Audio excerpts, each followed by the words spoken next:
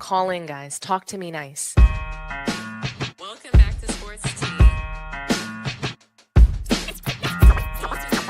Welcome back to Sports Tea. Talk to me nice. Nice. Call in, guys. Talk to me nice. Call in, guys. Talk to me nice. Talk to me nice. Hey everyone, welcome back to Sports Tea. Oh my gosh, happy Monday. How's everybody doing? Do me a favor as you load into the room. Like the video, subscribe to the channel, and share the video. Share the video with your friends, your family on social media. Let everybody know how much you love Sports Tea. Also, do me another really big favor. Hype the video. This is a cool new feature that I love. It helps, keep the video out there and popping up in other people's feeds. So hype the video for me, and also sign up for the notifications so that you know when I'm going live, because I know that I haven't been live for a while. So you guys probably lost the notification. So undo it and redo it, and you should be notified again when I'm going live. So welcome back to Sports Tea, everybody. Happy Monday again. Oh my gosh, can we just for a moment cook on the Thunder Pistons game? What was that? That was insane. Did you guys see that big shot that SGA made? Insane. Oh my gosh. And just going into OT, that was just a huge shot. I mean, we really, I think we watch the NBA. We watch some of the greatest athletes play this game, and we look for moments like these nail biters, these overtime moments. So anyway, such a great game. I'm curious to see how it's going to end. Right now, the Thunder are up 2. So, man, really, really great game tonight. And I mean, this is the end of the Pistons bench, by the way, doing this to the Thunder. They were asleep, right? They kind of just didn't really respect the Pistons, and I think it caught up to them. And if they lose this game, then they deserve to lose. But, I just want the best team right now on the floor to win. I have no skin in the game, but both teams have showed tremendous heart and hustle in this fourth quarter. So we're going to see what goes. Anyway, let's jump into the first topic of tonight. Kevin Durant. And this is a big topic for me because he obviously passed Michael Jordan. Now he is the 5th greatest scorer of all time, which I think is a really, really huge deal. And nobody seemed to care. I don't know if you guys noticed, it wasn't really a big discussion. No one was really congratulating him. It wasn't like time stopped. It was just not, I didn't think it was that great. I didn't think it was that earth-shattering of a moment. I think it's amazing that he passed Michael Jordan. So let me kind of clean that up. I didn't mean I don't think it's that great. What I mean is that I just don't think the way we celebrated him was all that great. Kendrick Perkins, actually, he said something on the Road Tripping podcast that it was true. I really can't deny it. I oftentimes don't enjoy his takes, and it's mainly because he's always up to something. Sometimes he's keeping it real, but sometimes there's an agenda. A lot of times with him, there's an agenda, and he's playing the media game really well right now, I would say. But it is frustrating sometimes to watch him. But what he said was true. I can't deny it. And Kevin Durant, he passed Michael Jordan on the all-time scoring list, and we didn't really hear anything about it. He even called it a mouse fart. He said Kevin Durant passed everybody, passed Michael Jordan on the all-time scoring list, and we heard a mouse fart. And I thought it was funny, but I also I agreed. I couldn't help but to agree with it. And nobody seemed to care. And honestly, it was like that silence might have said more than any celebration ever probably could. But if this had been LeBron James passing Jordan in anything, if this had been Steph Curry passing Jordan in something, the media would have treated it like the moon landing. That's just what would have happened, right? We would have had wall-to-wall coverage, think pieces, debates, special graphics, emotional montages, formal players on TV probably crying, celebrities courtside. Somebody would have made a documentary in 6 hours. But Katie, he passes Michael Jordan, and the reaction was just basically, oh well. What did Luka do tonight? So I want you guys to see Richard Jefferson starts out sort of like defending Kevin Durant a little bit to someone in their comments when they were going live. And here's what Kendrick Perkins had to say. You can't really debate this too much, but here it is.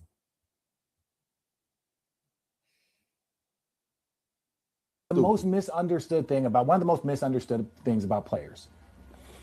In order to make it to be one of the 450, you have to be immensely talented and you have to be psychotic. To then be a part of the 200 that are mainstays, because there's a 200 loop of people in and out. To be a part of one of the 200 mainstays, you have to be another type of psychotic and focused.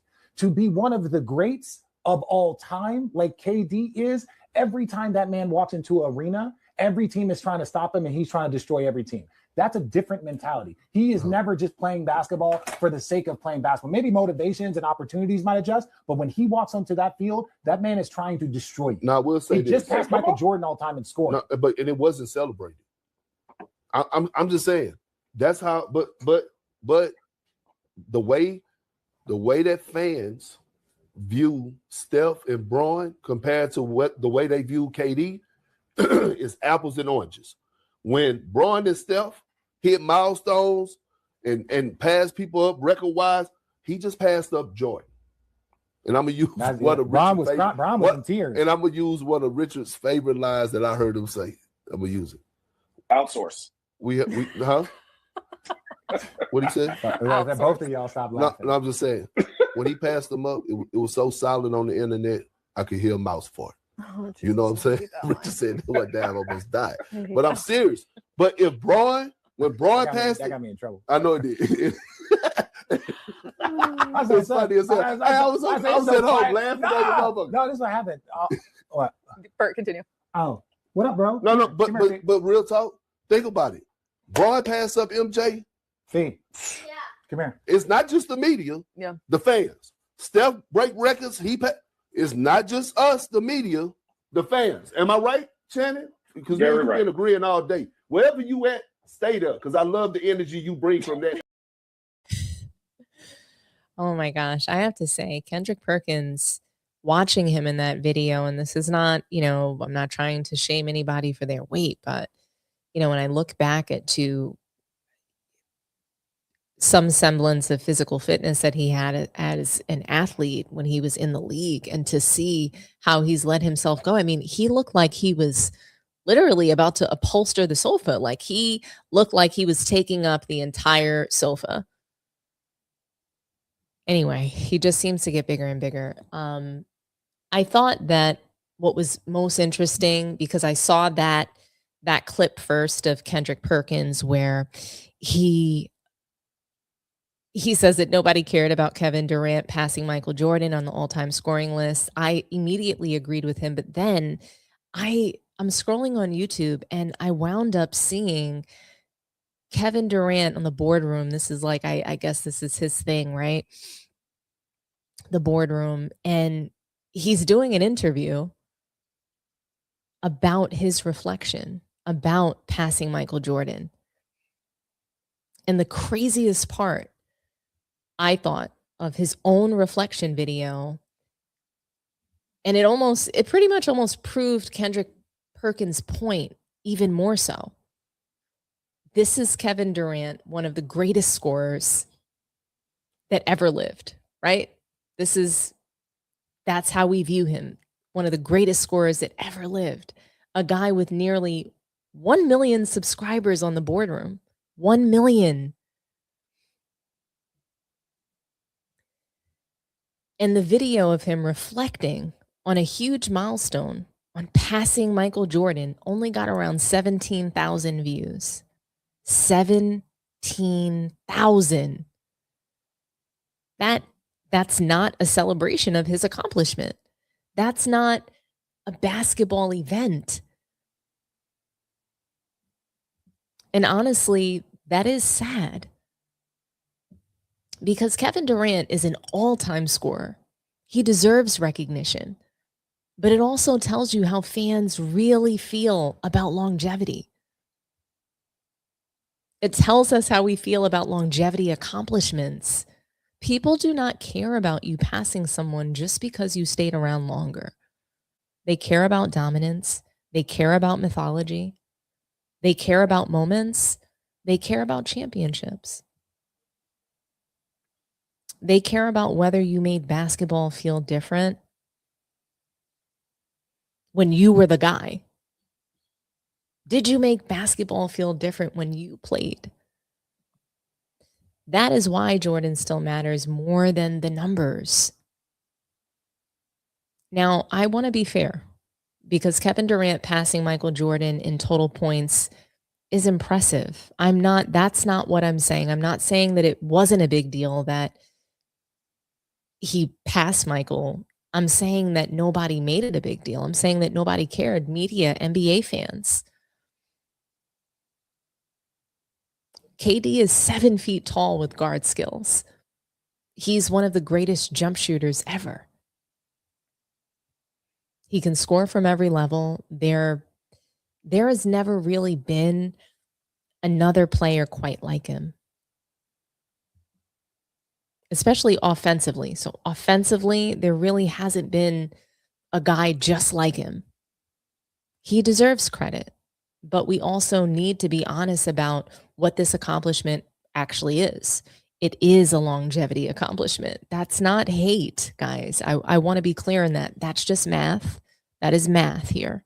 Michael Jordan played 15 seasons, but really only 13 of them were full seasons because of the baseball retirement and the broken foot.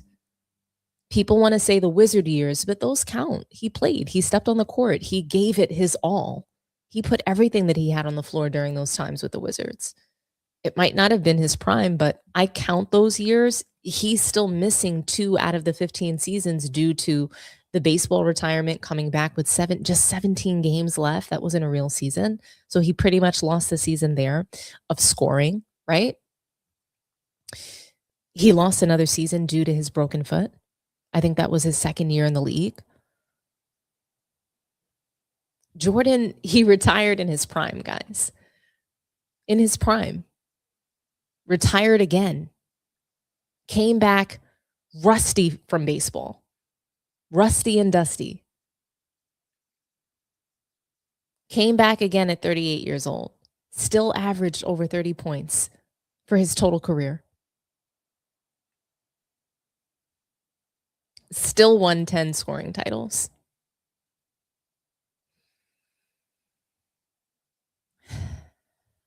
Michael Jordan still had more dominance packed into fewer years than anybody else in NBA history.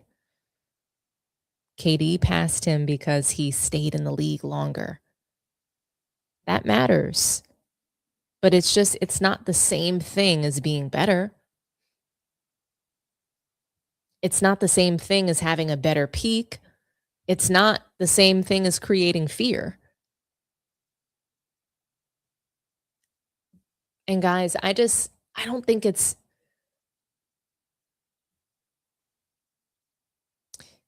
definitely just not enough to put KD into some GOAT discussion. Okay, let's be for real. He doesn't make it into the GOAT conversation because of this. And let's be honest, nobody was sitting around after KD passed Jordan saying, you know what, maybe Kevin Durant is better than Michael Jordan. But Kevin Durant seems to think that longevity is really, really, really important. Okay? That's what they seem to think. I want you guys to see a portion of this interview that Kevin Durant did on the boardroom. Some of what he says, some of what, you know,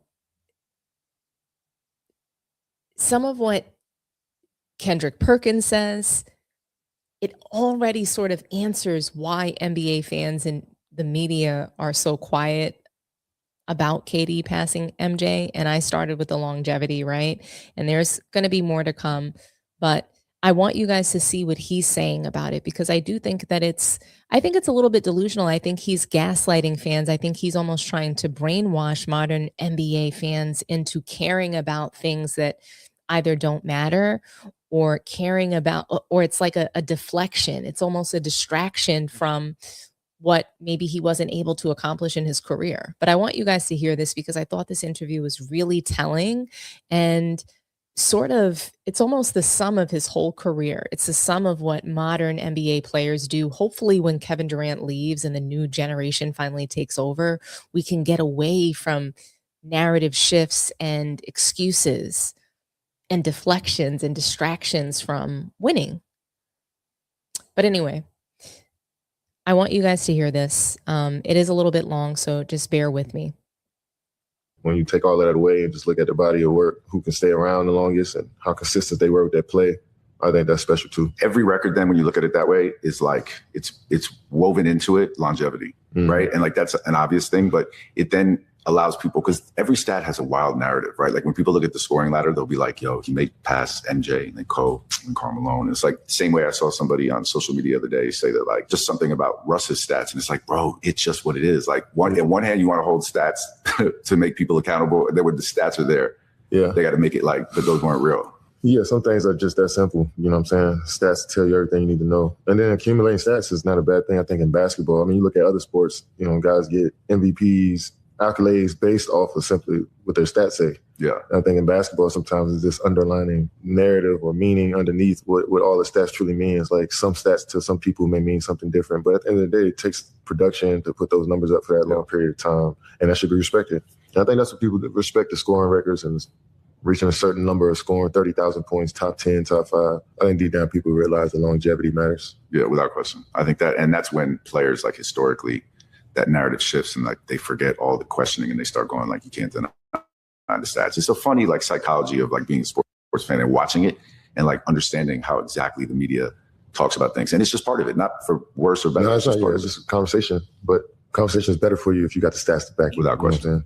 What's funny is like there's a few things that are like not debated, right? Like you may think LeBron is the best ever or MJ's ever, but what you'll never hear is someone actually be like, nah, MJ wasn't really that nice, right? Yeah. Even Tom Brady, who's like the GOAT, he's got it all. You got every record, every Super Bowl. You'll still find like one or two people in your crew that be like, man, if he didn't. Yeah, it's just, the perception from the fans sometimes, like, it's too good to be, like, guys like Tom Brady and Michael Jordan, it's like too good to be true. Somebody actually put up all of those stats and had all of those accolades, 7 championships, 2, 3 peats. Like, that stuff just seems unrealistic. Yeah, you can't question any of that, ever. Yeah, you can't. MJ is just bigger than the game. I mean, no matter who passes him in stats or who wins more, or it's going to be hard to win. Yeah, go 6-0. But even if you were to pass him in anything, just his impact on the sport and just culture in general is just too big. Like you said, he hovers above the sport from what he produced on the court, but also his personality is, like they say, his aura is just too hard to get away from. You know what I'm saying? And that's just from dominance on the floor. Like I've been saying, I said this in a few interviews, he also broke his foot one year, retired for a year. After the second three-peat, still could have, I think he was, 36? And he came back midway through the year after his retirement. Yeah, I think he sat out for 3 more years and played again when he was 38. So I think he can say he missed some games too if he'd have been hired too. But like I said, it's bigger than the stats with MJ.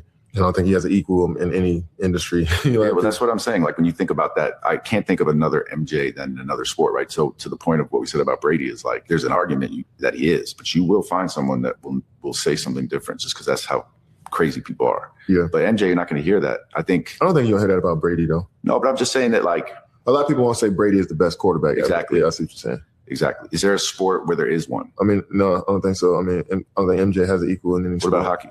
Wayne Gretzky definitely introduced me to hockey, but it's just me. I mean, I don't know. But he still hovers over the sport. Like, he still, I mean, he 9 MVPs. But yeah, I mean, it's like, but we go back to the stats. Like, we go back to the accolades. Like, when younger players now in the league do something, is always compared to, even Will Chamberlain's, Michael Jordan's, these guys hover above the sport because of the longevity and the stats they accumulated along the way, meaning their greatness in general was able to garner them all of these accolades. So and it's important to honor that and tell the context within all of that. But Gretzky is the closest because the 99 has that 23 feeling. No, I mean, I agree with Gretzky. I think they both came in at the right time too, and both of them sports needed a jolt of energy to introduce more people to the game. I think they both did that at a high level for a long period of time. Their stats should have an asterisk, which is pre-social media, post-social media. Because you can't, it's all like, it's like in any other era, no one would deny LeBron James in any way ever. It's like, bro, you're about to lead every category. I think we got too much information back then. People just really enjoyed what they were watching. Yeah. It was like, now we got to get the live stream on the side while you're watching the game with the live stats. Yeah. So sometimes it takes away from the beauty of watching in front of you. And we live to dissect shit now. Yeah, like nobody was talking about like Mike and Magic's usage rate. No, they didn't. Their true shooting percentage. Yeah, that didn't come up. No, it's just all about, man, that play was beautiful. And then they waited until the next one and gave the next one the praise. But they didn't all in between though. They didn't always harp on. Yeah, and only if your team was a rival did you hate MJ, and like you didn't even hate MJ.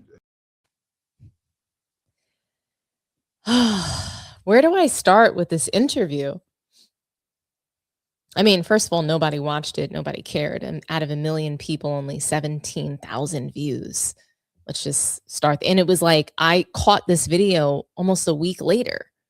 So that's what made me come in here to talk about this. Nobody was talking about Kevin Durant passing Michael Jordan. Nobody cared. I didn't particularly care because it was a longevity stat, but I had no like big plan to talk about it until I saw this boardroom video. And so I want to cook on this with you guys because I think it's kind of hilarious, you know? Obviously there's things that we can speculate on, but there's facts to discuss here. And so you know what? Maybe Kevin Durant is better than Jordan. I don't think that anybody actually ever said that out of him passing Michael Jordan on the all-time scoring list. Not one person, nobody. Because actually, let me take that back. Wasn't it Isiah Thomas that tried to like make some sort of implication around that? And I'll get to Isiah Thomas later. But it's just that this accomplishment did not really change the way that people view Kevin Durant. It didn't. It didn't raise his profile in any way. It did not change his legacy. It didn't make people revisit him being in the GOAT debate. It was just sort of like another reminder that he's been around for a long time. And that's just where Kevin Durant and I disagree. That's where he and I fall different, is that Katie's sentiment that longevity alone deserves all this extra respect. I disagree with it. Longevity only matters if you are evolving. Longevity only matters if you are still helping teams win at a high level. Longevity, to me, it only matters if you're adapting your game while your body declines. You can't just say, "Hey, I'm still here." Okay, cool. Like, what are you still doing here for? Like what are you still here to do? Cool, you're here, but why? Because producing numbers in losses is not the same thing as, I don't know, driving winning basketball. It's just those two things are not the same. And this is not just about KD. This is about the entire modern NBA obsession with old stars just staying the centerpieces forever, gouging the entire spotlight, all the shine on one person.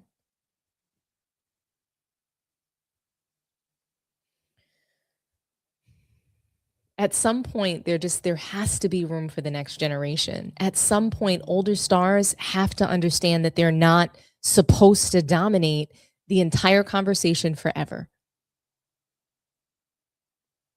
At some point, maybe you're coming off the bench. At some point, maybe you're becoming more of a specialist. At some point, well, damn it, maybe you retire at some point. because we're holding on to some of these media selected superstars for just way too long. We're forcing them into the spotlight while younger players are ready to take over. Basketball is supposed to move forward, not stay trapped in the same celebrity cycle forever. And that's another reason why nobody really cared about KD passing Jordan. Because KD has not been winning enough. KD is still an incredible player, still one of the best scorers in basketball, still capable of dropping 40 whenever he wants. But if you're screaming about longevity while getting bounced in the first round, people are just not going to care. Longevity does not hit the same when the wins are not attached to it. And that's what many people fail to realize. And I think a lot of fake fans want to perpetuate these things. And okay, the checks are there, the contracts are there, the stats are there. But the postseason success, where is it? That has not been there. And to me, that matters. Michael Jordan's legacy is not built on playing a long time. That's not what it's about. It's built on domination. It's built on 6 championships. It's built on 6 finals MVPs. It's built on being the best player in the world every year he played in his prime. Jordan's career feels like a movie. Kevin Durant's career feels more like a playlist. A very good playlist, but still a playlist. Another reason that nobody cared, there was just no moment. When LeBron broke the all-time scoring record, the game stopped. Everybody stood up. Celebrities were courtside. The league paused. In that moment, the league it was a standstill moment. There were tears. There were speeches. There was a giant emotional release. When Steph broke the three-point record, same thing. Huge buildup, huge stage. KD passing Jordan didn't have that. And it was just sort of like another bucket in another regular season game. There was no signature image, no emotional climax, no sort of defining memory, no giant ceremony. KD's milestone had all the energy of renewing your car registration or something like that. Important, sure, right? But exciting, not so much. And I think that another reason people just did not care is that KD is divisive. He is not universally loved like Steph Curry. He is not universally mythologized like Jordan. He is not universally protected like LeBron. KD spent the last decade making himself complicated.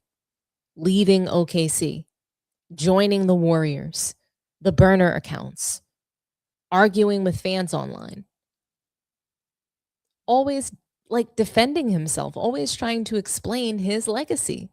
And eventually the public just kind of stops celebrating you. They start auditing you. KD does not get any grace. He gets cross-examined. And quite frankly, that's just the price of the choices that he's made. And fans, let's be for real, guys. Like if we're really honest with ourselves, whether you personally hold this against him, fans still not have, like they just have not fully moved past the Warriors thing. That matters big time, right? Because every time Kevin Durant accomplishes something, anything historic whatsoever, there's always a group of people immediately saying, yeah, but Jordan won 6 rings. Yeah, but Jordan never joined a 73-win team. Yeah, but KD needed Steph. And whether that's fair or unfair to you, to me, that is reality. KD complicated his own legacy. And once you complicate your own legacy, people stop reacting emotionally to your accomplishments. They start reacting analytically. They start comparing. They start questioning. They start saying, okay, but does this, like, what does this really mean? What does that really mean? And honestly, what does it really mean? It means that KD played longer. He played longer than Michael Jordan. That is impressive, but it's not earth-shattering, especially when you didn't accomplish more. So you played longer and accomplished less. Whoop-de-doo. Now, one point Kevin Durant made in his reflection that I actually agree with is when he talked about Michael Jordan not really having an equal in another sport.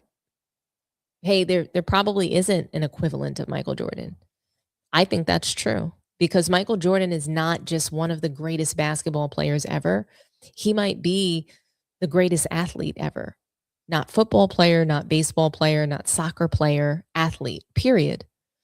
Because Jordan transcended sports in a way that very few people ever have. Muhammad Ali did it. Tiger Woods did it. Serena Williams did it. Wayne Gretzky did it in hockey.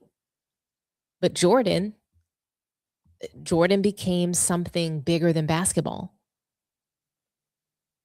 Jordan was not just winning championships. He became a global symbol, a logo, a fashion brand, a cultural movement. Kids who never watched basketball wanted to be like Mike. People who never touched a basketball still, they knew who Michael Jordan was. And I think KD is right that there really is just not another athlete who has become that level of icon while also still dominating at the same time the way that Jordan did. Because Jordan had sort of like the perfect storm, the perfect combination: winning, style, aura, marketing, fear, individual greatness, the team success to boot, global popularity.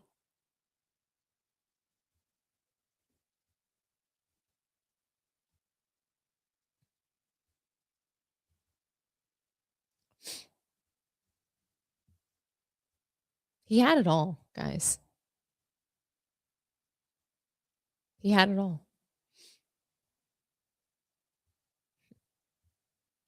When you think about Michael Jordan, he was basically if Muhammad Ali, Tom Brady, and Cristiano Ronaldo all got blended together into one athlete. That is why Jordan still matters so much. That is why people guard his legacy so fiercely. Because Jordan is not just an athlete. He is basketball mythology. And that's just another reason why KD passing him in total points, it just did not move people emotionally. Because nobody looks at Jordan and thinks about his place on the scoring list. Nobody thinks, oh, Michael Jordan is 5th all-time scoring. Nobody thinks about that when we talk about him. People think about 6 championships, the flu game, the shrug, the last shot in Utah, the tongue out, dunking from the free throw line, the shoes, the commercials, the aura. Jordan's legacy is emotional. It is quite cinematic. It feels bigger than numbers. KD's legacy is statistical. Jordan's legacy is spiritual. That's why even if KD passes him in points, whatever, people still do not see him as touching Jordan's level, because Jordan is one of those rare athletes where mythology matters more than the math, more than the stats.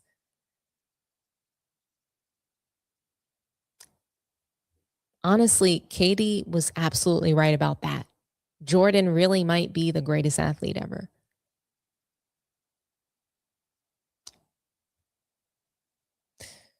So let me just land the plane on Kevin Durant and this whole passing Michael Jordan situation.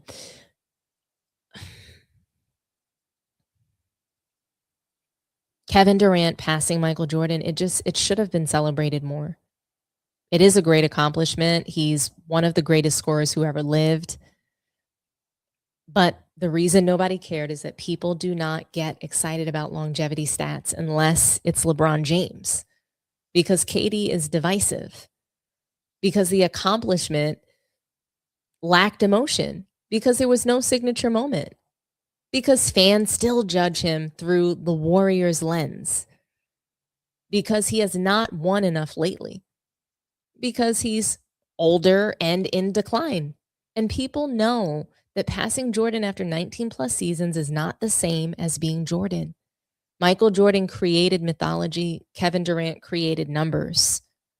Both of those things matter, but one matters a lot more.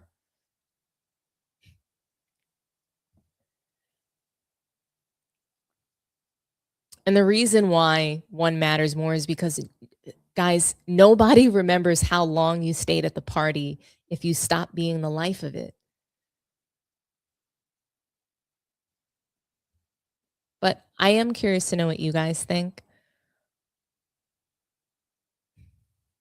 I want to read some earlier comments. This is karma for KD. Is it karma for the comments that he made about Michael Jordan over the summer with LeBron? I mean, he was just, I think that herd mentality took over his body. He couldn't think for himself. He succumbed to peer pressure. He got caught up with LeBron and wound up insulting Michael Jordan, all to try to be down. It was really sad. But I think that that's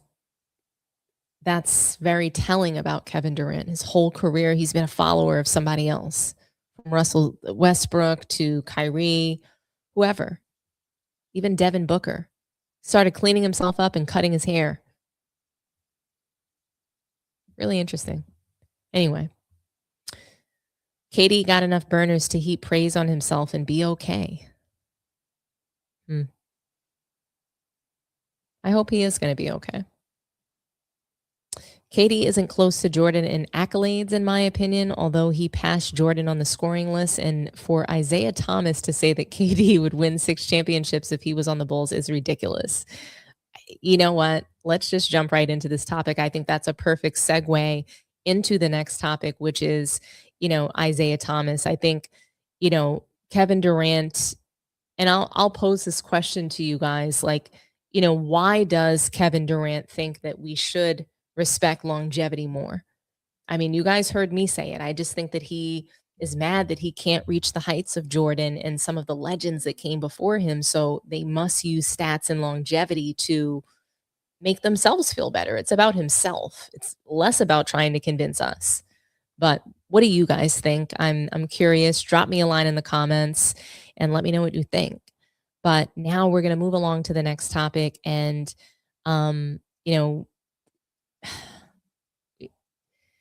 we talked about whether or not there was actually an equivalent of MJ. I say no. Let me know what you guys think about that as well. But Isiah Thomas.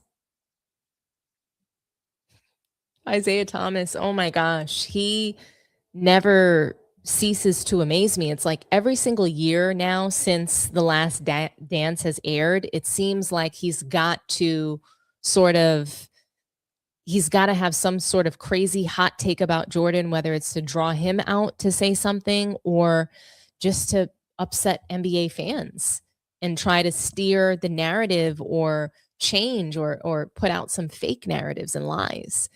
So let's just jump right into it. Isiah Thomas, he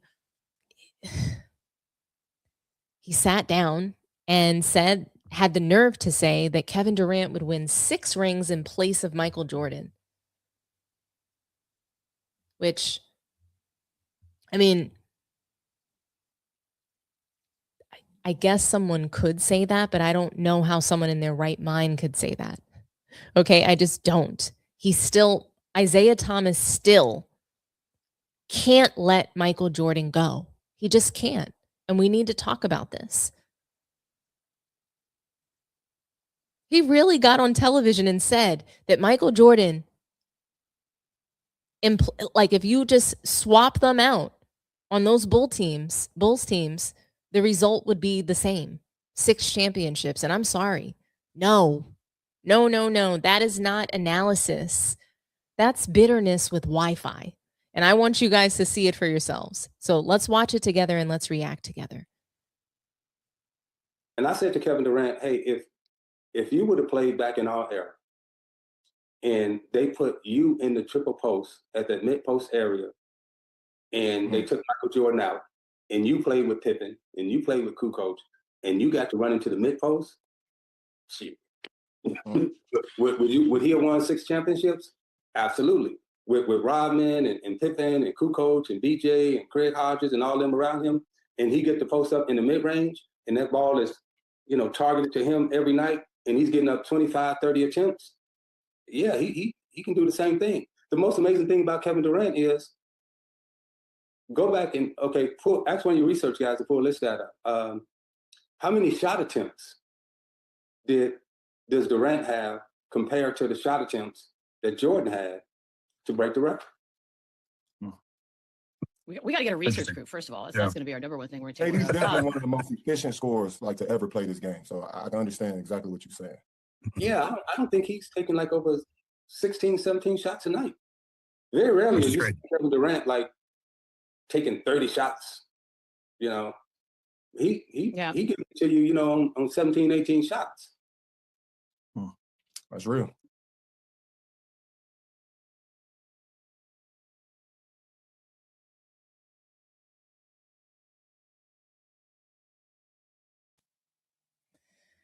Oh my gosh, guys. I did find that to be just completely ridiculous. I'm sorry. I mean, Isiah Thomas, just when you think that he can't get any more in the mud with Michael Jordan or any more petty or any more vindictive, he surprises you. Like I said, he just said that Kevin Durant would get 6 rings on those Bulls teams. The result would be the same. That's what he believes. Bitterness with Wi-Fi. But let's just be very clear. Could Kevin Durant have won championships on those Bulls teams? Absolutely. Could he have won multiple rings with Scottie Pippen, Dennis Rodman, Phil Jackson, Tony Kukoc, Ron Harper, Steve Kerr, and the triangle offense? Absolutely. But 6?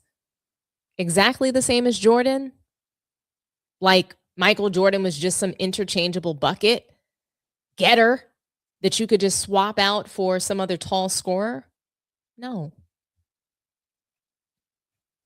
And this is what happens when hate sort of marinates for too long of a period of time, especially when you stop making basketball points and start making therapy points. And the reason people have to understand Isiah's comments in context is because Isiah Thomas has had smoke for Michael Jordan for almost 40 years now. 40 years now, guys. It's 40 years almost. People act like this is some random basketball disagreement. It is not.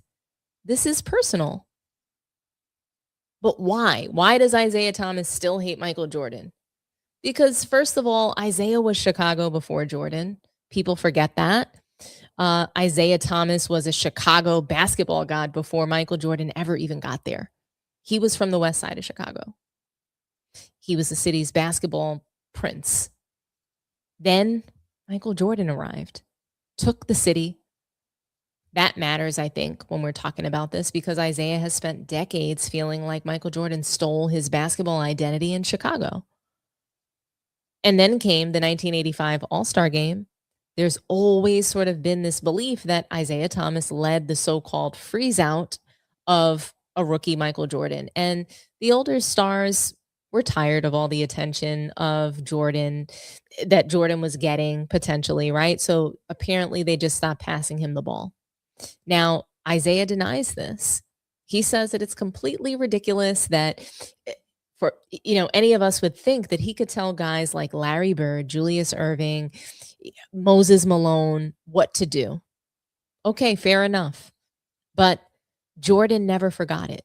So whether it was made up in his head or not, this was some fuel that he had. And that's the thing about Michael Jordan. He remembers everything. Everything. He remembers who looked at him wrong. He remembers who didn't shake his hand. He remembers who smiled too hard in warm-ups. I think at some point the rivalry got ugly between them. The bad boy Pistons beat Jordan 3 straight years in the playoffs using the infamous Jordan rules, trapping him, bodying him, hitting him every time he came into the paint. Then you fast forward to 1991, Jordan finally beats Detroit. And what happened? The Pistons walked off the floor without shaking hands. Everybody remembers that image of Isiah and the Pistons walking past the Bulls with 7 seconds left, like they just had somewhere else to be. And let's be honest, that moment lives on in Jordan's resume like a permanent tattoo because Jordan took that personally. Scottie Pippen took that personally. The entire Bulls organization took that personally.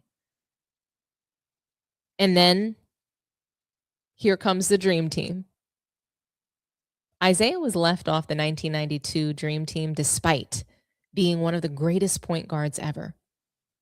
And for decades, Isiah believed Jordan had a major role in keeping him off. Magic Johnson later admitted that basically nobody wanted to play with Isiah but Jordan. Obviously, was likely the biggest voice in the room. That was the narrative. So if you're Isiah Thomas, right, and you feel like Jordan stole your city, froze you out, embarrassed you, beat you, then kept you off the Dream Team, yeah, you're probably going to spend the next 30 years taking little shots at him. So when Isiah says Kevin Durant could do exactly what Jordan did, I don't hear basketball analysis. I hear old pain. That's what I hear. Now, I talked about the psychoanalysis of it all. Maybe Isiah Thomas needs some therapy. Who knows? But there is actually a basketball conversation out of this that we can have. And I'd love to get into that because Jordan and KD are not the same player. Yes, they are both all-time scorers here, but that's where the comparison starts and ends. Michael Jordan, 30.1 career points per game, 33.4 playoff points per game, 10 scoring titles, 6 championships, 6 finals MVPs, 5 regular season MVPs, 9 all defensive first teams, defensive player of the year, 3 steals titles. Now we'll take a look at Kevin Durant, 27.3 career points per game, 29.4 playoff points per game, 4 scoring titles, 2 championships, 2 finals MVPs, 1 MVP, 0 all defensive teams, 2 turtle doves, and a portrait. I don't know. I just thought of that for some reason. But Jordan averaged more points in the regular season and playoffs, had more defensive accolades, more MVPs, and more championships. And before anybody screams about efficiency, yes, KD is more efficient. Yes, it's true. He's more efficient. He's also 7 feet tall. He's a better 3-point shooter. He uses fewer shots. Fine. I'm fine with all of that.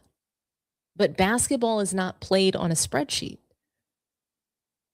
Jordan was not just a scorer. He was a psychological event. He made teams feel hopeless. He made people quit emotionally. There was an inevitability, excuse me, I can barely get my words out. There was an inevitability to sort of like, I guess, a finality, right? That Jordan had that KD has just never had. He's had moments. Jordan's had movies. He's had mythology.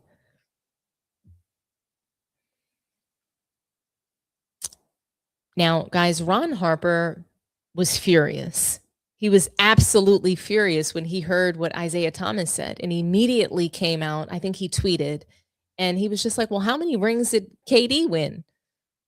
How many did he win? If he could win 6 in our era, why didn't he win 6 now? And this is where I would say that Ron Harper was exactly right. Ron Harper said, how many rings did KD win? That's the whole conversation. That's it. You end the conversation right there. How many did KD win? Because Kevin Durant played in the most offense-friendly era in NBA history. More spacing, less physicality, no hand checking, more three-pointers.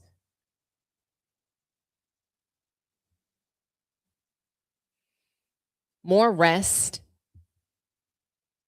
more load management, more protection for stars. And in that kind of environment, he still only has 2 championships. So if KD could not win 6 rings in an era designed for scorers, why are we assuming that he would just casually win 6 in the 90s? Make me understand it. Because, the era where people could actually hit you, the era where every playoff game kind of looked like a bar fight, the era where you had to survive Bill Laimbeer, Patrick Ewing, Charles Oakley, Anthony Mason, and the Knicks trying to turn basketball into amateur wrestling. Guys, we have seen KD struggle with physical teams in this era. Boston, Milwaukee in 2021, Memphis trapping him, physical wings bumping him off his spots. So what exactly are we doing here? Tell me. You think the 90s would be easier?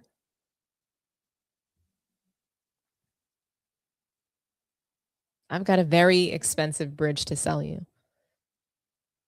KD, I believe that he would be incredible in the triangle offense. No doubt about it. He would feast. He would average 30. He would get easier looks. He would win rings, that's for sure. But 6? Exactly the same? No. Because Jordan brought things KD has just never consistently shown us, which is leadership, which is a huge thing that I think carries teams. Defensive intensity, fear factor, ruthlessness, mental toughness, the ability to close without excuses. And those things matter just as much as talent. So when Isiah Thomas says that KD could replace Jordan and the Bulls, still win 6 rings, that says more about Isaiah's bitterness than it does about Kevin Durant. Because Kevin Durant is one of the greatest scorers ever. Michael Jordan is one of the greatest competitors ever. And if you cannot tell the difference between those 2 things, you don't understand why one guy has 2 rings and the other guy has 6.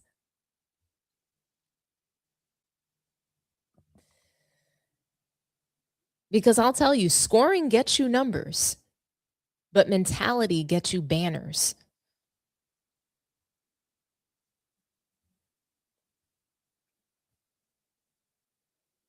What do you guys think? Do you actually believe that KD would win 6 rings with the 90s Bulls in place of MJ? Do you think that that team was just a plug and play? Let me know what you guys think. I'm curious. I want to read some of the comments.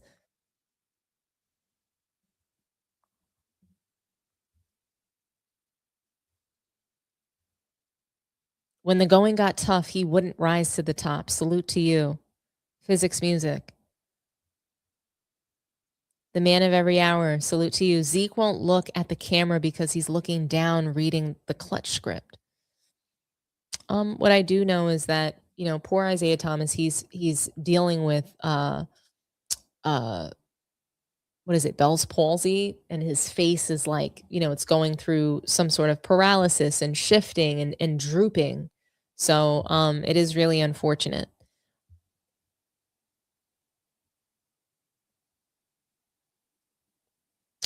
William Wright. Yes, I guess that he is meaning KD because I go back to the series when he was with the Thunder. He had a chance to take the Warriors down in the Western Conference Finals, up 3-1, and OKC ended up losing. Sheesh. Physics music. He is the face of extreme bitterness. Oh my gosh. He certainly does. KD would not win 6 because he doesn't have that leadership mentality when the going got tough. That man, 86-36, Zeke is ruining his own reputation. Really, he's been doing this since his playing days anyways, from bird comments to not shaking hands, and even his stint with the W. And I mean, don't forget about his coaching stint with the Knicks. That was pretty embarrassing.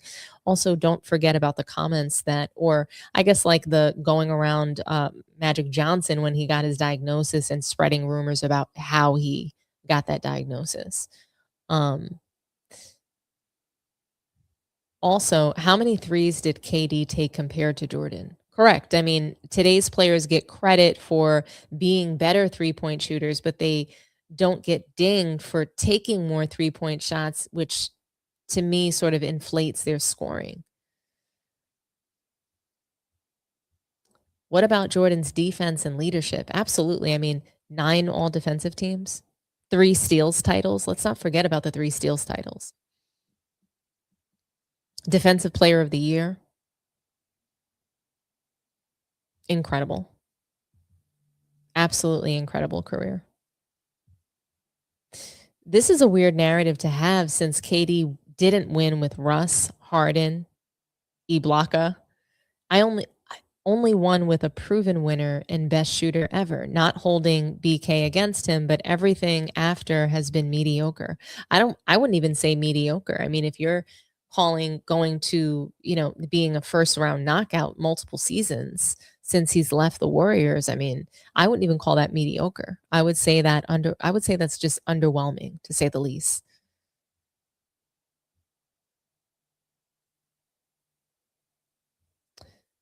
Salute to you, Heath Overledger. True, at William Wright. I think he only deserves grace for the 2012 finals screw job. Even that loses steam to his coward acts of summer 2016. Sheesh. I grew up a diehard Isiah Thomas fan, and his comments disappoints me. I will forever be a fan of Zeke, but he's bugging. Let that hate go. MJ is the GOAT. Yikes. William Wright. Isiah would do anything to not give Jordan respect because I'm going back to Eastern Conference 1991 and the Dream Team 1992, where he fires off shots at Jordan and he won't stop talking about him ever. I think it's because he wants attention from him. He wants Michael Jordan to respond to him, and he just will not do it. So he keeps saying things, more things, hoping to finally get a response. And I think that Michael Jordan said all that he was going to say or planned to say about Isiah Thomas in the Last Dance documentary. And he still regards him as the second greatest point guard in all of NBA history, right behind Magic Johnson.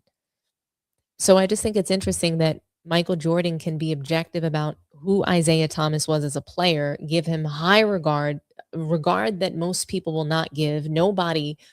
I've never heard anybody outside of Michael Jordan refer to Isiah Thomas as a top 2 point guard in all of NBA history. Could I believe that? Most certainly. But I've never heard that be a real narrative or given any true life. Michael Jordan is the only person that said that to me. Well, to us, excuse me. So I just think it's so interesting that Isiah Thomas just allows his feelings and emotions to get in the way of being able to critique today's game in comparison to when he was playing, to when Jordan was playing, and even how Jordan would dominate in today's league or how today's players would dominate, back then. I just think that I don't think he's delusional. I think he's lying. I think that he's spreading misinformation, essentially. That's what I think he's doing when he does these interviews. Hi, all. Can't wait for talk on Bronny beating LeBron one-on-one. Seems to be swept under the rug already. Guys, I'll come back and talk about it tomorrow. My goodness. I'll talk about that and Caitlin Clark saying that LeBron's the GOAT and that Jokic is the best player in the world. just all pretty ridiculous topics, but I'll do those two things tomorrow. You're funny, pizza time. Anyway, we talk about MJ being the GOAT. We talk about LeBron and the whole GOAT debate situation. And the GOAT debate, it will never end. That's what it feels like. It just never ends. It never stops. And Michael Jordan, he actually sat down with Gayle King, I think just yesterday, and he talked about a variety of things. He talked about his ownership in NASCAR. He talked about the lawsuit that he won against NASCAR. He talked about winning, his competitive spirit. He talked about a variety of things. I loved it. I loved the interview. I thought it was very endearing. I will say, and I just want to get this right out of the way, I do not like Gayle King. I do not respect her. I was annoyed that he chose her to do an interview with. I do not like Gayle King. I think that she's done some very damaging things to our community, and her line of questioning sometimes is, I just find her to be a disgrace. But anyway, during this interview, Michael Jordan was asked about being the GOAT by Gayle King, and here it is. I'll let you guys hear it, and we'll listen together. Okay, one moment. Let me just pull this up. Oh no. Okay. 1 second.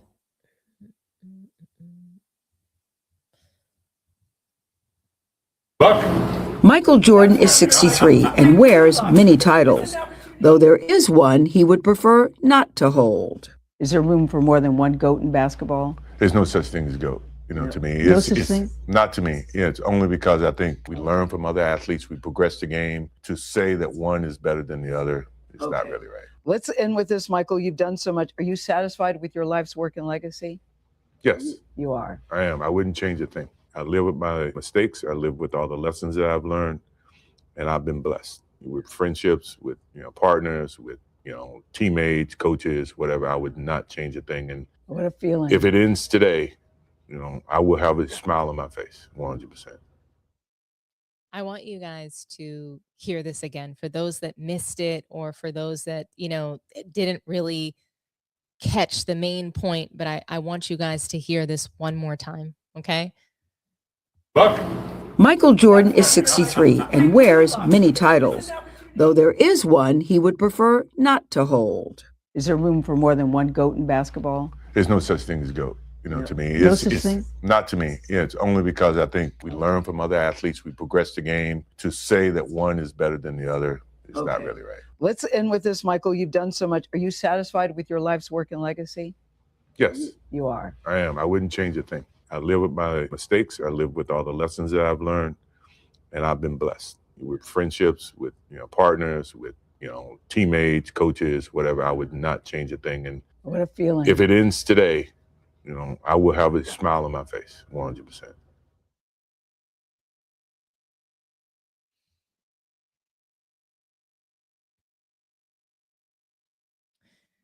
It's really interesting how Michael Jordan doesn't want to be called the GOAT. He thinks the GOAT debate is ridiculous. He's completely dismissing it every single time that he's asked. He doesn't want to feed into this discussion anymore. He thinks it's disrespectful. He thinks it's pointless. He thinks it's marketing.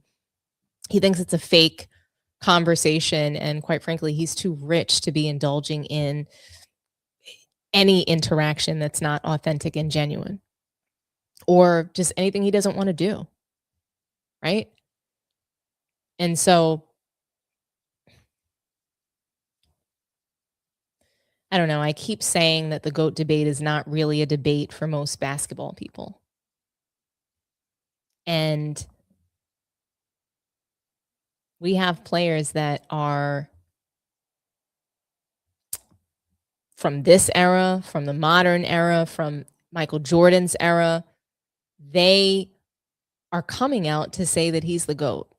It almost seems as though they want to it's like they want to right-size things in the NBA world and in the NBA media world. That's what it seems like. The sports world gets on fire with these debates, and you'll have players of the past, players of today, that say, hey, let's cut the shit. This is how it really is.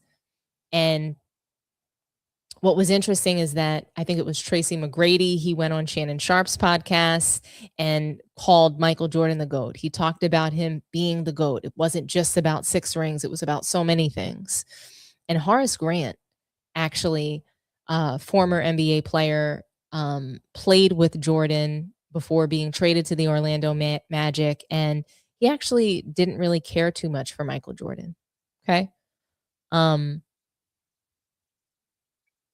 He was asked a direct question. He was on All the Smoke podcast, and I like that podcast. They do some good work over there. And Matt Barnes flat out asked, how do you rank Michael Jordan, Kobe, and LeBron? What's the order? And so I want to play this video for you guys because I thought that it's really short, but you have to hear a player, one of Michael Jordan's teammates that didn't love him, didn't really enjoy him very much, but here's what he had to say. Here's Horace Grant. Quick hitters, first thing to come to mind, let us know. Okay. I'll give you a tough one. Oh shit. Put these in order. Okay. Kobe, MJ, Bron. Oh man, it's so fucking tough. That I would say, damn. I would say MJ first. And then I will go with Cole. Then I will go with Bron. No disrespect to Bron. Anyway, because I'm such a fucking huge fan of his, the longevity and what he brought to the game of basketball. But I've experienced firsthand those two. Mm-hmm. Last album you listened to front to back? Shit, Tupac, bro. There you go. Tupac, man, that was my dude. Tupac, one of the greatest rappers to ever live. May he rest in peace.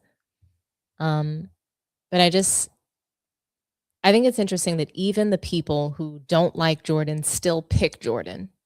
Don't you think that that's really interesting? People who don't like Michael Jordan still pick him. And this is just one of the reasons why I keep saying that the GOAT debate is not really a debate for most basketball people. So we have 2 former players coming out saying the same thing. Horace Grant says he has Michael Jordan first, then Kobe Bryant, then LeBron James. Tracy McGrady also sat down with Shannon Sharp and basically said, hey, for me, it's MJ all day. And honestly, I think that matters because these are not random fans on the internet. These are players. These are guys who played against greatness, saw greatness up close, and they know what it feels like when one player walks into a building and changes the entire atmosphere. They know what that's like. And I think what I love the most is that Horace Grant doesn't even like Jordan. That's what makes his answer special. Because Horace and Jordan, they had issues for years. Horace blasted the Last Dance. He said Jordan lied in the documentary. He denied leaking to Sam Smith for the Jordan rules. He said that Jordan was selfish. He said that Jordan treated teammates poorly. He spent years criticizing Jordan publicly. Horace Grant has repeatedly said that Jordan exaggerated stories and unfairly blamed teammates in the Last Dance.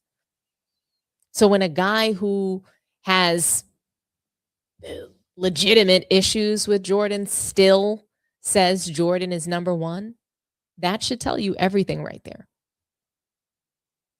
Because if even your enemies are picking you, you might actually be the GOAT. But that's the whole thing about the GOAT debate. You're supposed to let your peers and contemporaries speak on that. You don't go around saying, I'm the GOAT. Not in a team sport because it's not boxing. You're not Muhammad Ali, right? And I mean, Horace Grant didn't just stop there. He put Kobe second over LeBron. And honestly, that makes sense too. Because Horace played with both Jordan and Kobe. He saw the similarities firsthand. He literally said there were moments when Kobe looked exactly like Jordan. especially when Shaq got in foul trouble and Kobe had to take over games by himself. And people, I know that LeBron fans are at the edge of their seat wondering, why does Kobe over LeBron make sense? They get so angry when people even suggest that Kobe Bryant is above him, because Kobe had more of that Jordan DNA. That does matter. Killer instinct, mid-range game, footwork, defensive edge, ruthlessness, willingness to take the hard shot, desire to take over late game moments. Kobe was basically Jordan with a different jersey and slightly worse efficiency. And LeBron is incredible, right? Well, let's just say that. LeBron is a top player. I don't know what number, but I guess he's a top player in history. LeBron has the longevity, the stats, the versatility. Some would say IQ. I wouldn't. But LeBron does not feel like Michael Jordan. He does not feel like like Kobe Bryant.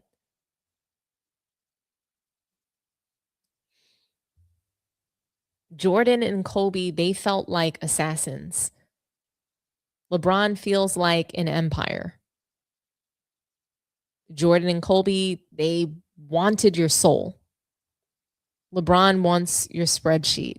He's going to tell you to go check my stats. And for a lot of older players, that matters, guys, because GOAT debates are not just about numbers.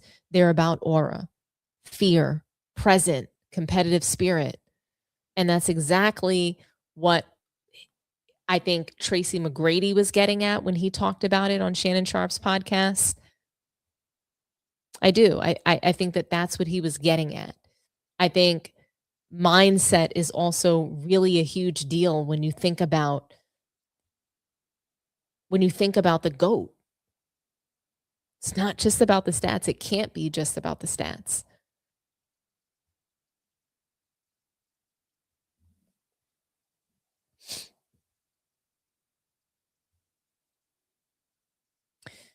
I think T-Mac told Shannon Sharp that for him, it was MJ all day.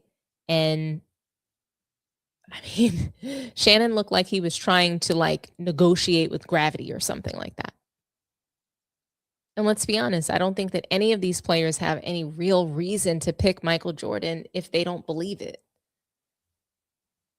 Think about T-Mac for a moment. He low-key thinks that he was just as good as everybody, i.e. Kobe. And I love T-Mac, but he's always had a little bit of that delusional superstar confidence in a sense. He probably thinks that,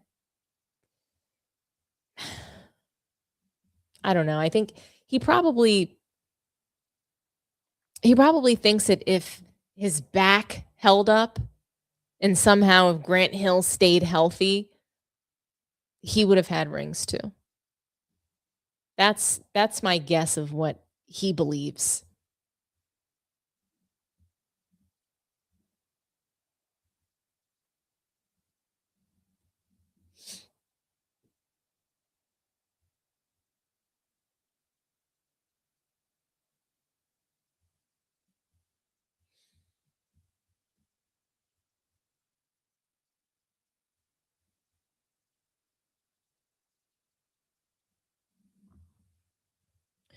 I do think that Tracy McGrady was talented.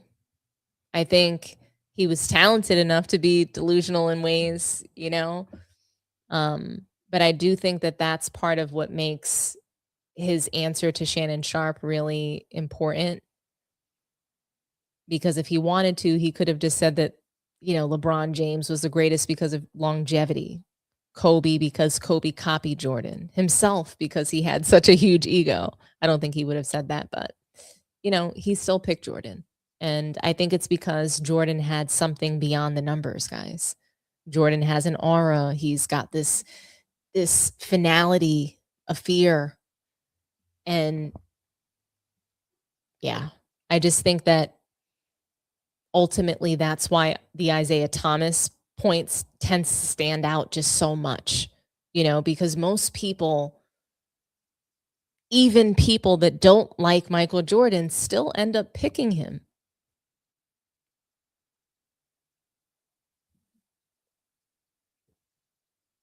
Think about it. Ho Grant had issues with him, still picked him. T-Mac played in a different era, still picked him. Players who loved Kobe still admit Kobe was chasing Jordan. Players who love LeBron still admit that Jordan is the measuring stick. Jordan is kind of like that ex that everybody says that they're over, but somehow they keep bringing him up in every conversation. And that's why it's just so telling when Isiah Thomas keeps trying to diminish him, because everybody else has moved on. Everybody else can admit what Jordan was, even the people who had problems with him. But Isiah still sounds hurt. So, when Horace Grant tells us all that Jordan is the one and Kobe is ahead of LeBron, and when Tracy McGrady tells Shannon Sharp, hey, it's MJ all day, that matters. Because these are basketball people. These are people who understand the difference between great stats, great careers, and true basketball mythology. And Michael Jordan, he's still the myth, the legend. Because think about it, guys, because if even the people who dislike you still rank you first, still rank you number one, the debate is probably over. I would say so. I think the debate is over.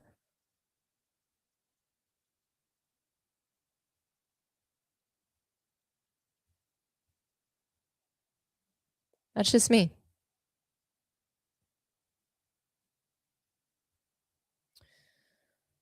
What do you guys think? I'm really curious. I want to hear from you guys. It looks like we got a super chat, and I'd love to read that. Salute to you, Donald Jackson, for the $49.99 super chat. I have never liked Isiah and never will. I don't blame you. I think that Isiah Thomas is one of the most phoniest people. Like, he's a throw the rock and hide your hand sort of kind of person. You don't see him like super overreacting to anything usually. And he just seems to be so sneaky.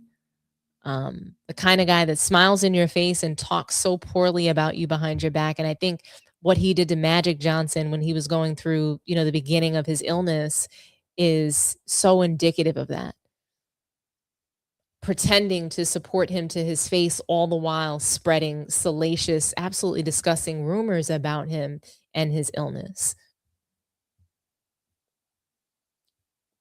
Yeah, I don't blame you. I don't blame you. That right there, I think, is enough for me to, kind of take a beat about him. What else do you guys think about this? The KD has diarrhea of the mouth. Wow. KD on those Bulls teams equals 0 rings, too physical of an era for him. Absolutely. I don't think any players today win anything in the 90s as the main guys. I agree with you. I don't think that Jokic even has, I don't even think Jokic gets drafted. I don't think players like Luka even get drafted. I think that you needed to have some level of speed and athleticism, not just the skill.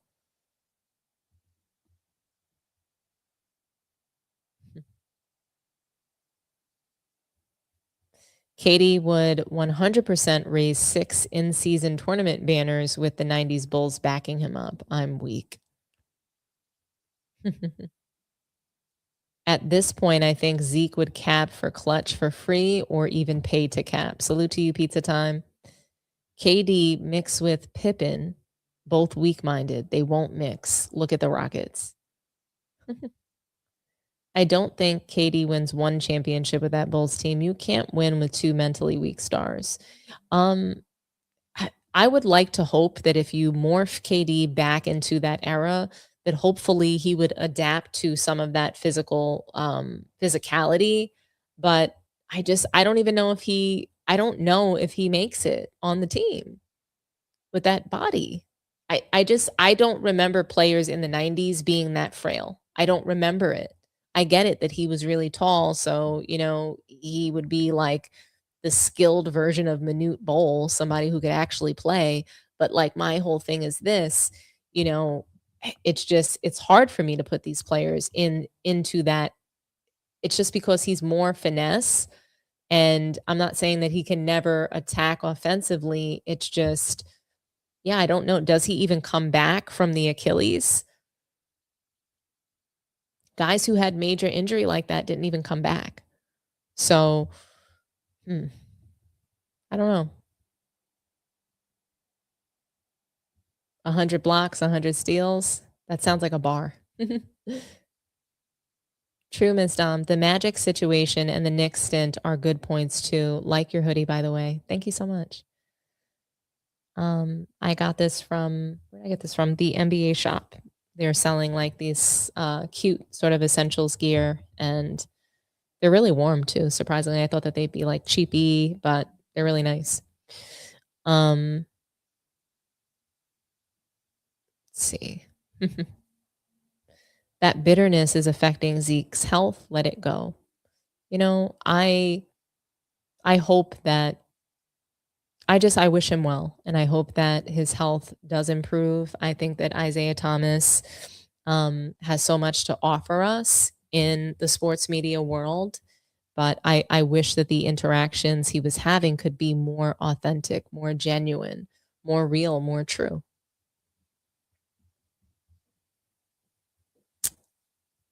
Here's the last comment. MJ will continue to ignore, flip, and pop his collar like the Fonz and go about his life. That might very well be true. I believe you. I don't think he's going to respond to Isiah Thomas. Like I said, I think he said what he said, and he's not changing on it. He called Isiah Thomas an asshole. He said he does not like him and never did. And I think he's standing on it, and he is not changing it. He said what he said.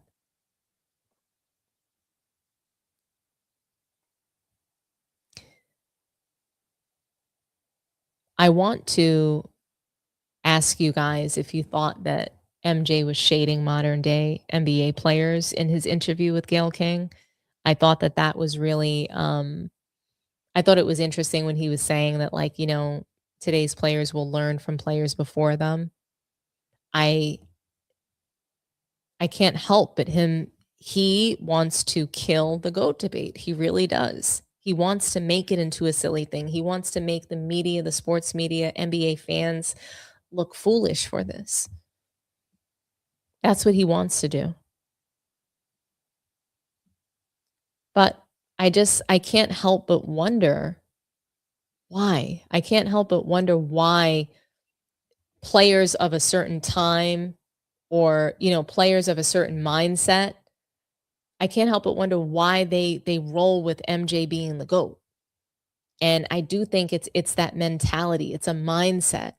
I don't think that Horace Grant respects today's players anywhere near his own class of players, the era that he played in. He knows the level of hustle, the grit, and the joy that went into playing those games, playing all 82 games. And we talk about longevity, but then we load manage. And I think that really, I think that just doesn't sit right with the ass of, the OGs of the game. I really don't think it does. And so, Horace Grant, in the same interview with All the Smoke podcast team, he addressed load management. Matt Barnes asked Ho Grant, what advice did he have for, players today? And he gives it. So I want you guys to hear it, and let's react together, or maybe laugh together. One piece of advice you would give a player entering the NBA today? Fuck load management. Know your role. If it's the star, where you get the ball 30 or 40 times, play it. If it's rebounding, defense, and you got to have a work ethic for this game. If you can play all 82, do it. That's a badge of honor. Absolutely. Last question. One guest you would like to see on All the Smoke? Oh, man. Who haven't you guys had on here? Because it's such a fucking big-ass show. One guy, I would say my man Pip. We're going to need your help with him. I see Pip all the time like, I don't do that shit. Like, nah, Pip, I seen you on some shit. Come on, Pip. Sit down, goddamn. Yeah. He do the same shit to me. I'm my best friend. I'm like, Pip, come on my show. Man, you know I don't do that shit. Man, you going to do this shit. Yeah, that's it. All right, we both got to get Pip. Yeah. Oh, wow. F that. F load management, right? And to me, that's one of the most clear reasons as to why Ho Grant is saying, hey, Michael Jordan's just up here. He never took off. He didn't take games off. He played all 82. It was a badge of honor for us. So I can't rank anybody in today's game above him. And I think that's really, they don't respect it. Players of the past, they do not respect load management. If you can play, get out there on the floor. You're getting paid millions of dollars and you're just casually taking off games. Like, this is not important. And I want to know from your guys' perspective, why? Why can't OGs respect load management? Is it just that they played all 82 games and they just can't understand why players today just can't do it?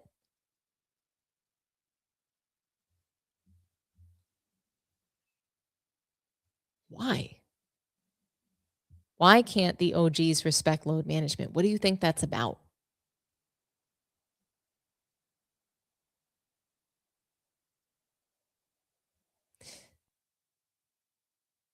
Mentality is extremely important.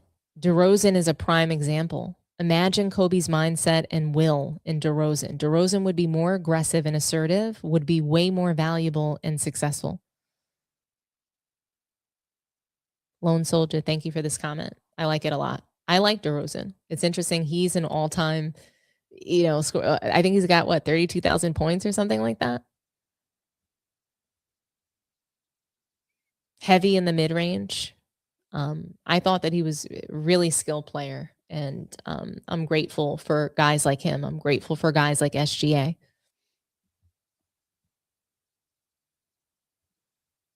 Load management shouldn't be respected. It's bad for the game and it's bad for us fans. Probably true. Hey, Mel. Shout out to Mel from Man Down Sports. Salute to Man Down and the team. Miss you guys. Salute to Woofio. Thank you for the $2 super chat. OG's mad because they love the game. I mean, that's big facts, right? When you love the game so much and you're expecting superstars to be on the floor, you're expecting big competition all year, not just in little snippets. There's 82 games and we'll see some of the best competition maybe 4 times a year. We'll see some of the best players play against each other just twice a year, and they're not showing up to these matches. And what are we left with? Disappointment. The best is when Steph Curry doesn't show up to a game and then Draymond Green throws a complete tantrum so he can also take off that night. So funny. Anyway, guys, I have been waiting all night basically to get to this final topic, and I love it so much. I really do. It's such a great topic, honestly. I don't know if you guys have seen the documentary. It's called Soul Power. It's a documentary about the ABA. I watched it. I loved it. I love the history of the sport, I really do. It makes me so happy to reflect upon the guys that made it possible for today's players to enjoy so many luxuries. And so I want to jump into this with you because, like I said, I loved this documentary. It's called Soul Power. If you guys haven't seen it, go check it out. I saw it on Prime. I'm pretty sure that that's where it is. Julius Erving, aka Dr. J, also sat down with All the Smoke podcasts. They've been doing some really good work lately. Shout out to Matt Barnes and Steven Action Jackson. Like I said, they sat down with Dr. J and they asked him about how would ABA players dominate in today's league. You know, asked him that flat out. No real hesitation on that. I want to talk about that with you guys. I want to talk about ABA and that league and how that basically saved the NBA. And how those players, when we talk about guys, oh, we never saw this before. We never saw this kind of player ever before. It's not true. We don't actually know our history. We don't know the 75 years of basketball history. And we are so quick to discount the forefathers of the game, the people who really made it possible for modern NBA players to exist, for the play style that we even see today to exist. So I want to talk about that with you guys, but before we get into my take and, you know, what I thought of this documentary and Dr. J's comments with, you know, on All the Smoke, I want you guys to hear them for yourselves and, you know, we can react together. You were once considered the face of the league. And I feel like this league is in a transition of the LeBrons and KDs and Steph kind of moving on and the younger generation coming through. Do you think that is important to have a face, or are you comfortable with a handful of guys kind of leading the charge? I think when I was the face, as you say, I wasn't really thinking about that or playing to that. You know, I was just I was doing the best of being myself. Period. Yep. You know, being the person that my mom raised, and that I was representing my community, representing my family. So the league and being the face of the league was very secondary. You know, I didn't think about that. You know, I wasn't trying to act. So when you fast forward and you come to now, you know, I think a group of players is the way to go. The fact that we have, you know, majority of our best 25 players coming from places around the world. Yeah. You know, I don't think you should identify one and say, well, this guy is the face of the league. He's carrying it. Right. Because there's no one guy carrying it. Right? Yeah. Agreed. I'm going to read a quote from Rick Barry. People say to me, I couldn't play with these guys today. And I say, you must be on drugs. Do you understand how much better I would be if I were playing today? No strength training coach, no trainers, no dietitians. Obviously, there's always comparison in some areas, and we're not going to compare players, but obviously playing styles are much different. How do you think your game would have held up today? I agree with Rick. You know, I mean, you can't play unless you're confident in yourself. And it's not to put down others, but, you know, self-belief is paramount, you know, for you to just have a chance. So if I was out there today, and, you know, my nephew always reminds me when certain things happen in certain games, particularly when the ABA is not recognized, right? You know, and they start saying, this guy's the youngest to do this and the first to do this or whatever. And I said, well, you know, if you go back to some of those ABA stats, I mean, that last finals, I mean, you know, I was amped up and, you know, I started the game with 40, well, started the series with 45, came back the second game, had 48, you know, and then we kind of won going away with the Denver Nuggets. And, you know, they were the best team in the league. They had beaten us, you know, multiple times. So do you go by statistics or you just go by, you know, how you feel afterwards? Right. And statistics are legitimate because, you know, a lot of people, their job or non-job depends on their stats. So the stats that were posted those years, those first 5 years or whatever, some of them got duplicated the next 11 years in the NBA, but You know, some of them are gone forever unless they get resurrected. And, you know, hopefully Soul Power would do some of that. Yeah. I have a question. If you played today, would you rock the fro or braids? This guy. That's a good one, man. That's a good one. Because I don't know what braids feel like. He can tell you pulling on your scalp. Now, are braids a matter of peer pressure, or is that just personal preference? I think personal preference. Some people want to be like others, but some people it's personal preference. Yeah. Some people, a lot of people are following it because a lot of people are doing it, but some people just do it. Yeah. Well, what about your crew? They say, hey man, you know, you got a fro. We all got braids. You got to come around. Well, that's how a lot of my friends are. We all got braids. You wear braids. We all in our parties with braids. I don't know why I thought that last part was so funny. But yeah, Dr. J casually said that guys that came up in the ABA would dominate in today's league pretty easily. Imagine if they had some of the resources. Dietitians, trainers around the clock, facilities all year round. I just think that it's just really interesting when you see what's going on in today's league, and we as young people, we think that it's normal for someone to just decide to take off 20 plus games in a season. Wasn't like that in the past. And you know, the ABA literally created the modern NBA guys.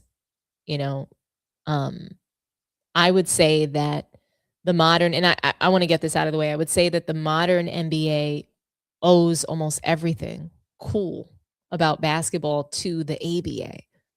The three-point line, ABA. The dunk contest, ABA. Positionless basketball, ABA.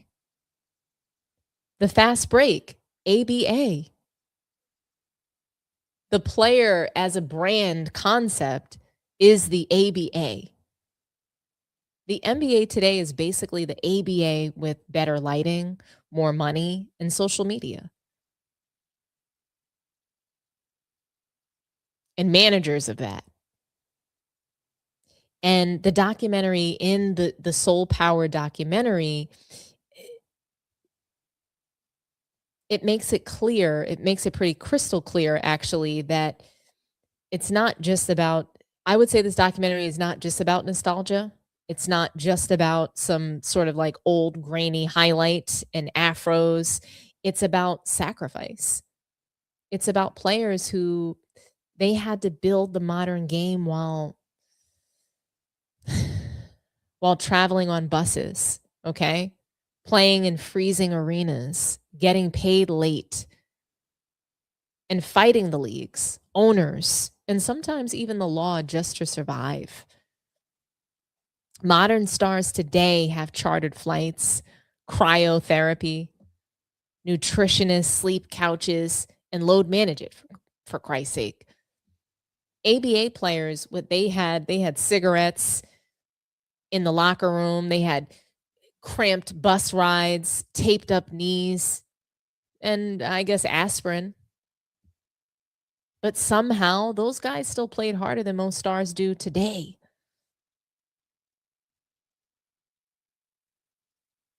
And I want to talk to you about one of the ABA, also NBA stars that is featured in the documentary. His name is Connie Hawkins.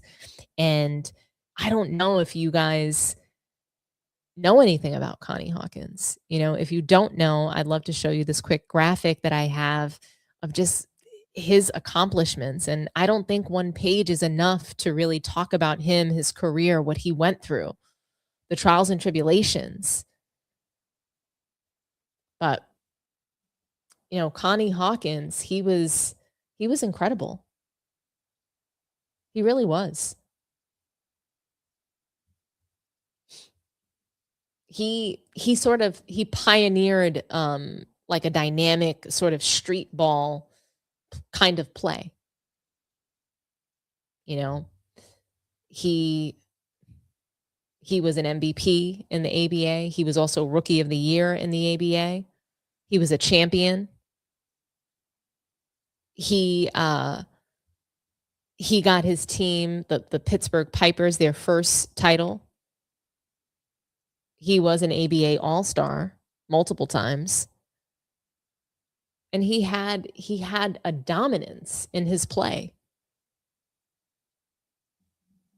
Connie Hawkins really validated the ABA.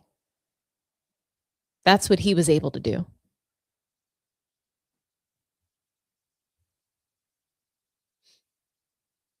And the documentary Soul Power, it opens with Connie Hawkins at Rucker Park. It almost feels supernatural. They show him moving through defenders on the blacktop like a ghost. That is the perfect way to describe him because the NBA blackballed him for years over the point shaving. There was a point shaving scandal that he was accused of being a part of.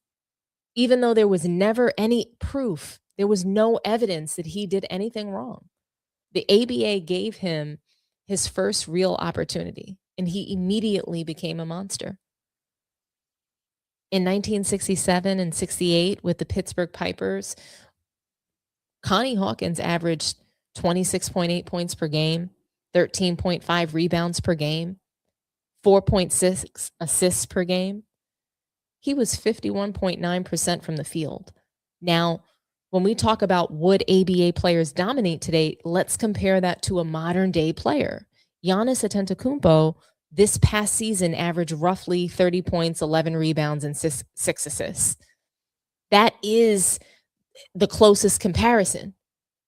But Connie Hawkins was doing that in an era with no spacing, no shooters around him, and defenders practically sitting in the paint waiting for him. So I'm going to ask you guys this. Think about it for a moment. Imagine if Connie Hawkins played in today's NBA with 4 shooters spread around him. Think about what he would be. What kind of player is that? That's easily in today's game, that's 28, 10, and 8 every year. He was Giannis with a better handle. He was a point forward before the term ever existed. So I don't want to hear that we didn't see these things before. The documentary, it highlights Game 7 of the 1968 ABA Finals against New Orleans. Hawkins is playing through a torn meniscus, barely even able to move. But he still puts up 20 points and 16 rebounds to lead Pittsburgh to the first ABA title. That's what he was willing to do. He put his body on the line for that title. That is the difference between that era and this one. Today, if a guy has some sort of knee soreness, then he misses 2 weeks over knee soreness. Connie Hawkins played for a championship on one leg because there was no guarantee the league would even exist the next year. So it wasn't just about the badge of honor. These guys, they felt like they had to play. They didn't know if there would be a league next year, one ABA title, one ABA MVP. And his quote says everything, guys. My game was my testimony. That's a quote from Connie Hawkins that I think best describes him. It's a mic drop. That's what it is. It's an absolute mic drop. My game was my testimony. That to me is just as cold of a line because Hawkins had been lied on. He'd been blackballed and forgotten completely. He let basketball speak for him.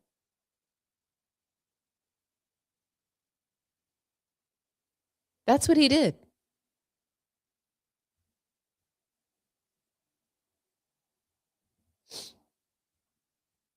And it's incredible to me that people will say, oh, we never saw anything like this before.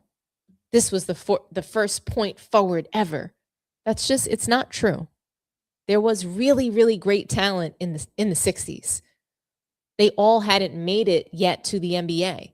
They were being locked out. Real talent was being locked out of the NBA. Because at that time, the people who were running things, they were scared.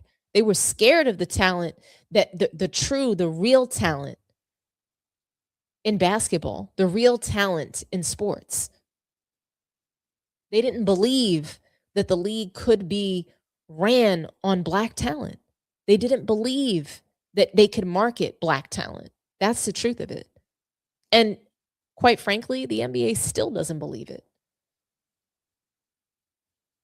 No matter how many successful Black athletes, no matter how many Black GOATs we have, they still want to push the European market. And this goes back to the 60s.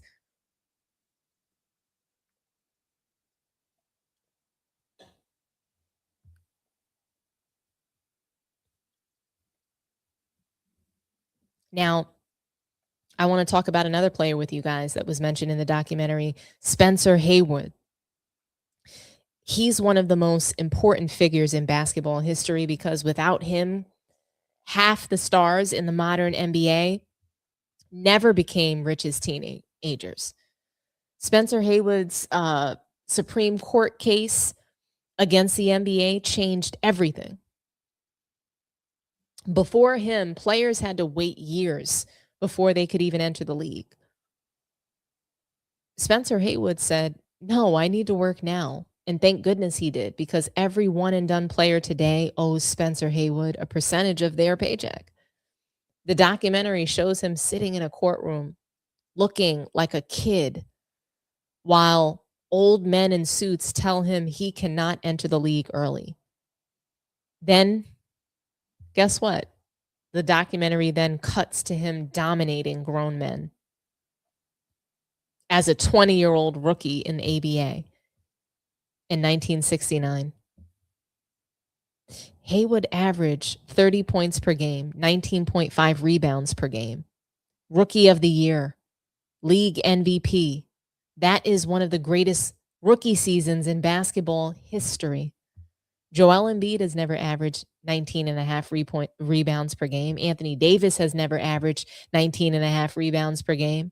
Nikola Jokic has never averaged 19.5 rebounds per game. Haywood was basically a combination of Joel Embiid's body, Anthony Davis's mobility, and Giannis's motor. And unlike a lot of stars today, Haywood, he had to play through everything.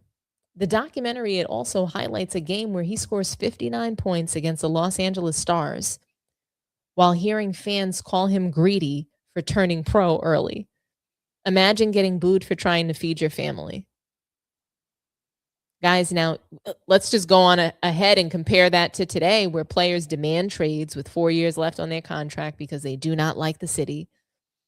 Haywood's quote is one of the strongest in the documentary. I stood for the right of a young man to own his own labor.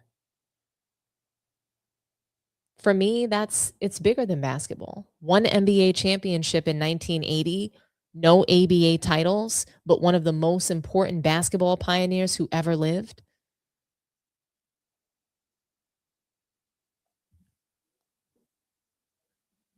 And now we have to talk about one of the most iconic players to ever grace a basketball court, Dr. J. This is the player that turned basketball into art. Okay, Dr. J might be the coolest athlete who ever lived. And Soul Power, the documentary treats his arrival in the ABA like the arrival of a superhero. Because before Dr. Dre, the dunk was just another way to score.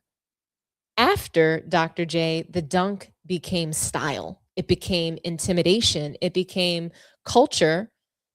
And his ABA career averages were ridiculous. 28.7 points per game, 12.1 rebounds per game, 4.8 assists per game, 2.4 steals per game, 2 blocks per game. Those are MVP numbers in any era. That's what an MVP looks like. there are very few players in NBA history who could give you 29 points, 12 rebounds, 5 assists, 2 steals, and 2 blocks.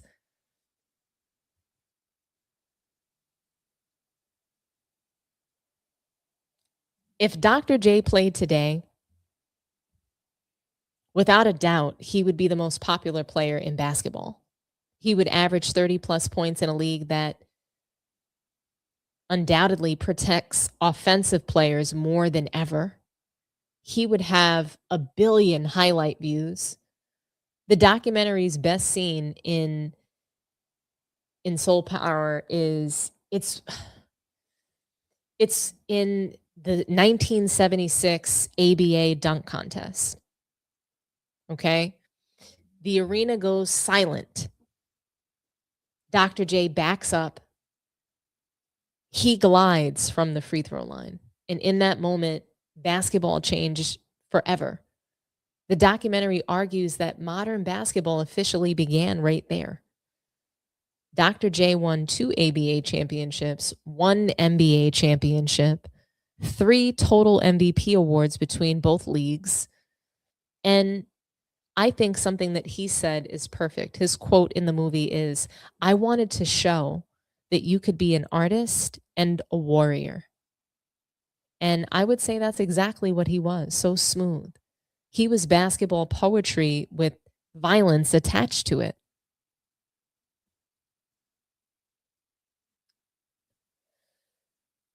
Dr. J's legacy and his impact is just so incredible. You know, he had this fluid movement. It was just almost like he was gliding. He just had this effortless swag too. So classy. When I think about players today, how they dress, how they show up to games, they don't even care like about their appearance. It's like a joke. They lack so much. They're just lacking in professionalism. It's sad. But I want to move on to another player that they talk about in Soul Power, and that's George Gervin. Okay. I would say that George Gervin is probably, George Gervin is probably one of the most effortless scorers that we're ever going to see. Okay. I know most of us haven't seen him, but that's how folks would describe him, as the most effortless scorer ever. It was like he never sweat.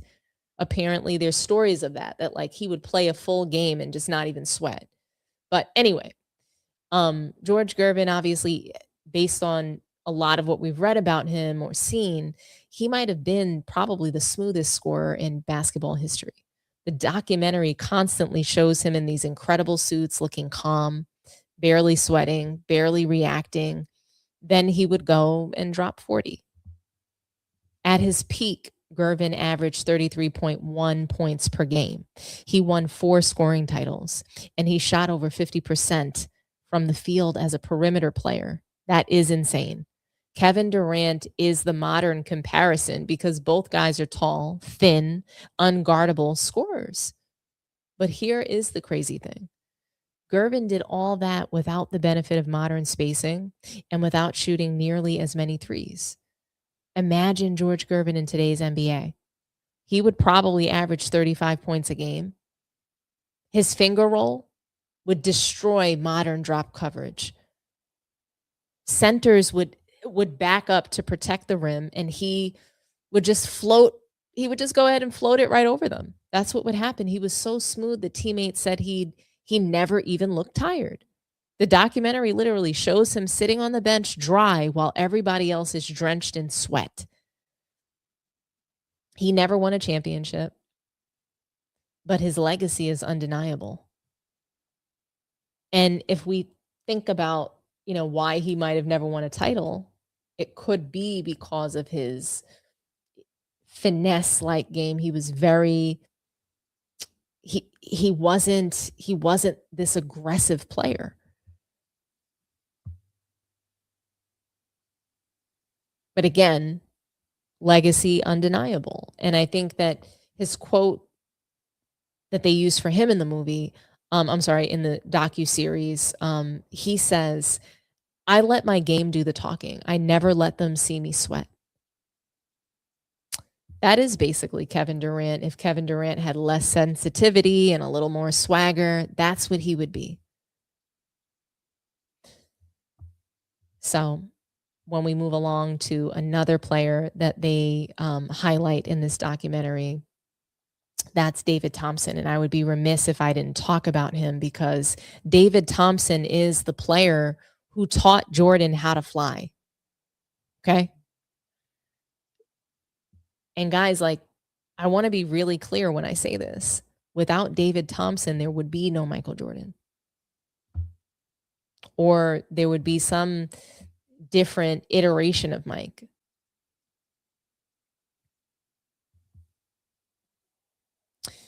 But yeah, I would say that David Thompson definitely taught Michael Jordan how to fly. Okay. David Thompson might be the most underrated basketball player, or he might be the most underrated basketball pioneer ever. Let me say that. Michael Jordan has openly said that Thompson was one of his biggest inspirations. The documentary even shows a young Michael Jordan watching Thompson and realizing that basketball could be played above the rim. Thompson, he had a reported 44-inch vertical at 6'4". That is ridiculous. His peak stats were 27.2 points per game, 52% shooting from the field, and in 1978, he scored 73 points in a game on the final day of the season. 73. That is still one of the greatest scoring performances ever. The documentary points out that the court was slippery from condensation, which somehow makes it even crazier. Today's players, they complain about a wet spot near the sideline. Thompson was basically playing on an ice rink and still dropped 73, guys. The best modern comparison, I would say, to David Thompson is Anthony Edwards. Same sort of explosion, same swagger, same ability to electrify a crowd. But Thompson might have been probably even more athletic. If he played today, he would be one of the biggest stars in the league. He would have sneaker deals, commercials, and viral highlights every single night. His quote says everything about him as well. I wanted to see how far the human body could go. That was David Thompson. He treated gravity like it was optional.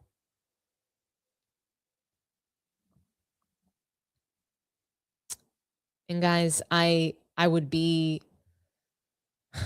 really bad if I did not mention Moses Malone. Okay? Moses Malone, he was just the last man that you would ever want to box out. Okay? Definitely the last guy you ever want to box out. Moses Malone, I would say that he was not flashy. He was not interested in style points.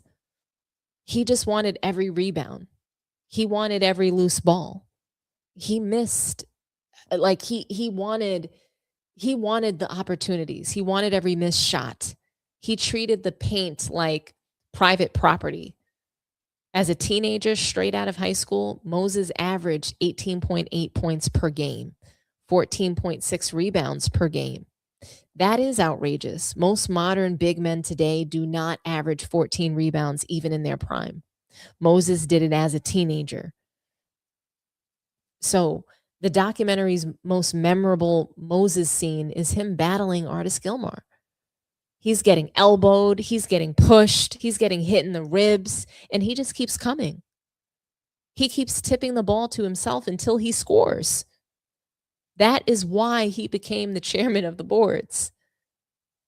The best modern comparison to Moses Malone, I'd have to say, and this is a tough one because I don't feel like we have anybody like Moses Malone in the league. So I guess the best modern comparison would be Giannis mixed with Nikola Jokic's rebounding instincts. But Moses was tougher than both of those guys. In today's NBA, he would dominate Jokic. He would dominate Giannis. He would dominate small ball lineups. That's what he would do. He would average 18 rebounds a game because half the league does not even want to play physically anymore. Moses Malone, he did win an NBA title in 1983. And his quote is perfect as well. Work is the only thing that doesn't lie. That was Moses Malone. It was all about the work. He put in the work. And you hear some guys today say that. Oh, Bronny put in the work. Yeah, miss me with the bullshit. Moses Malone was no excuses, no theatrics, just work.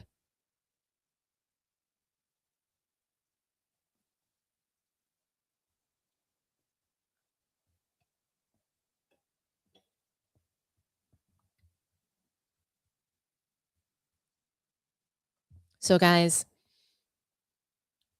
thank you for going down that, flash from the past, Soul Power. I thought it was like just a really cool documentary. If you haven't seen the docuseries, go and check it out right over there on Prime Video. It's pretty good. And it's really eye-opening, I think, for people who don't really know the history of the sport to watch this and see there's not a whole lot of originality happening in today's league. Let's just put it frank. Okay? But I want you guys to know that the ABA, it did not die. It took over. That's what it did. The biggest takeaway that I had from Soul Power is, I guess I would say the biggest takeaway that I had is that the ABA, it didn't lose to the NBA. The ABA just became the NBA, and everything that's exciting about modern basketball, it comes from those players. Connie Hawkins gave us the point forward. That's the guy who gave us the point forward, not whoever you guys want to credit it to. Spencer Haywood gave young players financial freedom. Not LeBron James. You guys want to say that like he, allowed for people's careers to be in their hands. That's not true. Dr. J gave us the modern superstar. Superstardom didn't start with LeBron or Kobe or Michael Jordan or Magic or Larry Bird. Started with Dr. J.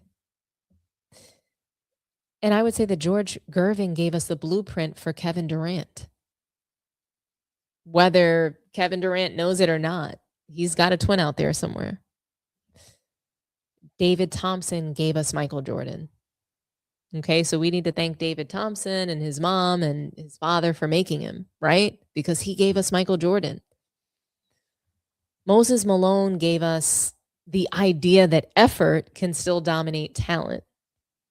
And all that bullshit that you hear today about Draymond Green and he's the glue guy and he's the blah, blah, blah. That is who Moses Malone really was. He was the heart and the soul of a team. He didn't ask his teammates to do anything he was unwilling to do. He put in the work every day, all season long. I can't help but go to a place that the modern NBA, it's built on the backs of players who had none of the comforts that stars have today. None of it. They played hurt. They played broke. They played angry.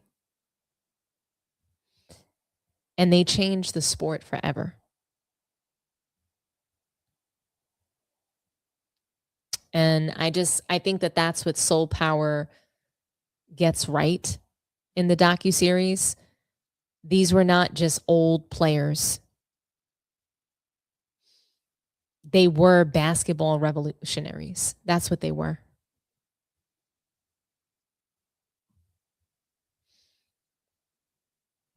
So anyway, guys, I really, really appreciate you joining the live stream tonight. Do me a favor, everybody. I'd love for you to like the video, share it on social media, share it with your friends and family. If you like sports tea, let everybody know so they can come in this room and enjoy these live shows with us. I want to read some comments. I want to know what you guys think about everything I talked about tonight. It was a long show. I really want to thank you guys for sitting through and hearing me out. I know that some of my opinions are not always popular, but I appreciate you guys being here with me. So like I said, like the video, that's free to do. Do me a favor and also hype the video if you really enjoyed it. Hype this video so that we can keep it going in the algorithm if that's even what that thing does. And yeah, talk to me. Drop me a line in the comments. Tell me what you think because I want to know. And I want to take a moment and, take a couple phone calls if you guys are into it. I know it's a little late at night, especially for those East Coasters or those in a just totally different time zone. So I want to open up the phone lines. I'll read a couple comments in the meantime. We have another super chat. Salute to you, Wufio, for the $2 super chat. OG's mad because they love the game. That's big facts. They do. Salute to you, Wufio. No player today would survive the society back then, much less the league. What do they think happened to mouthy folk like them with no body cams and making as much as blue collar folk? It's just, yeah, I don't think they would. I don't think they would survive it. Especially if you drop their weak mentality back then. You had guys that they won't play if they have an ingrown toenail. They won't play if they don't feel like it. They won't play if they're a little scared of the opponent. They actually get scared of their opponents. Like back then, these guys' hearts didn't pump Kool-Aid,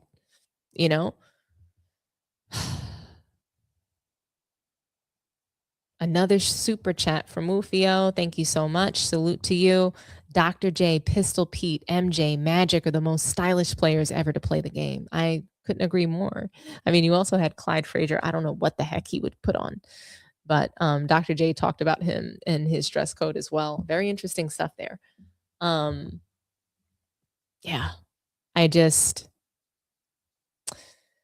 what do you guys think? Would the ABA players and legends back then dominate in the modern NBA today? I think so.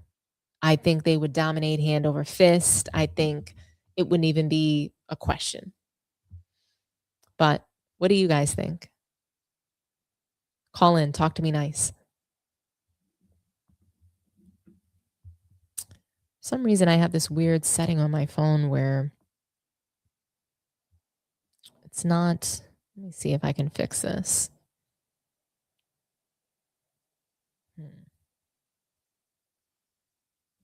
iPhone has just changed so much. They're always doing these updates that I don't think they actually make it any better, quite frankly.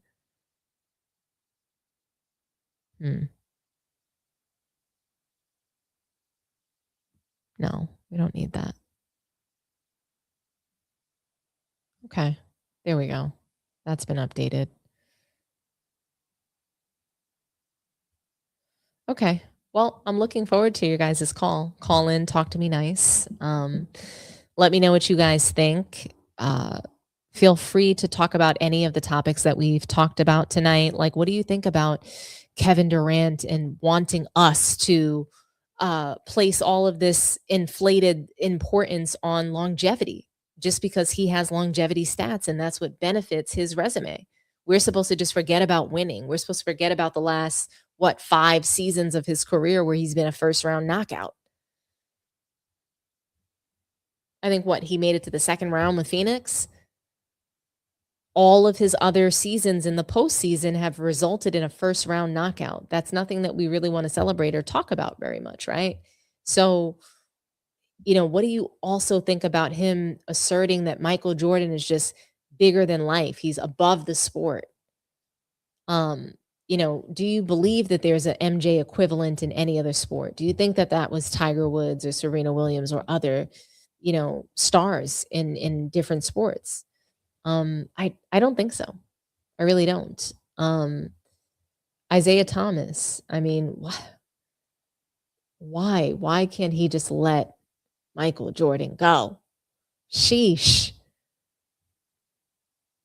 And certainly feel free to call in and talk about why, you think no matter what, players are still going to choose Jordan.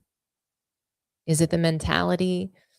What do you think it is that has even players that don't like him calling him the GOAT and ranking him above LeBron, Kobe, still ranking him number one? I mean, I think easily what it means is that Horace Grant hates load management more than he hates MJ. That's clear. F it. F load management. He was not playing around. F it. I don't want to hear about load management. Get out there on the floor.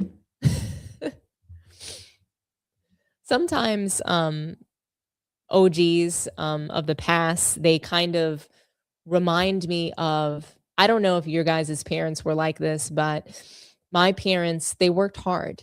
They worked hard, and sometimes, like myself or my sister, maybe we'd come home from school after we did our homework, maybe we'd take a nap. I played basketball. I felt like, maybe I had a little bit of a reason to be tired, but my parents just didn't see it that way. I feel like they almost had a look of disgust every time they would come home and see me asleep or taking a nap in the middle of the day. They're just like, what is this? We don't work all day for you to be napping. It's just kind of like, it's always this idea that people who are older had to suffer more. And I mean, I think it's true. Probably parents, right? They work so hard so their kids don't have to suffer in the ways that they did. But anyway, load management in the NBA it's a disgrace. And we should not be celebrating longevity when load management comes alongside with it. It's a problem.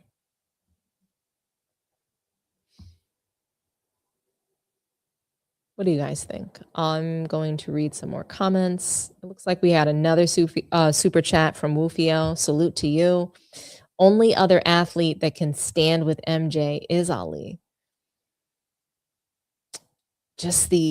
He's so iconic, he's so iconic. I think the main difference between Ali and Michael Jordan is that Ali played an individual sport. That's why I think it's easy to call people like him the GOAT, Tiger Woods the GOAT, Serena Williams the GOAT. They're playing in a sport that it's only dependent upon themselves, their own talent. Everything that they get out of it is what they put into it. It's not dependent upon a teammate. That's why I really don't like the GOAT debate in team sports. It diminishes everybody that plays alongside you. And there's only 400 spots in the NBA, guys. So with 400 spots in the NBA, we're going to just only focus on a handful of guys. It's not right.